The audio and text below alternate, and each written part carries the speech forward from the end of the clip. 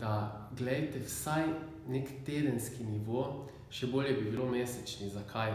Zaradi tega, ker če imamo mi nek cilj, se pravi v večini je to zmanjšanje telesne teže oziroma izguba odvečne maščobe, nekako telo naše ni tako lahko prelisičiti in telo zmeraj kompenzira določen primanjkljaj.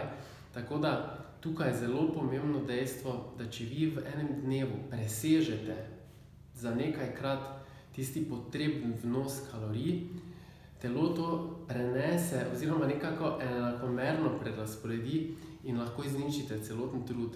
Zaradi tega si najbolje predstavljati kot eno tehtnico in če mi vemo, da potrebujemo rečemo x količino kalorij za vzdrževanje naše telesne teže, nikakor ne moremo mimo dejstva, da če želimo izgubiti ali kilograme ali odvečno maščobo, bolje rečeno, mora biti naš vnos vsaj nekaj nižji od skupnega vnosa.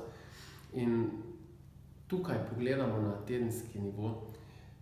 Če v zadnjem obroku, v tem cheat mealu, presežemo za nekajkrat vrednost, cel teden pa smo se trudili, da je bil naš vnos malenkost pod nivojem, lahko samo ta dan s prenajedanjem dvigne celotno povprečje in potem bomo začudeni, zakaj nismo izgubili kilogramov.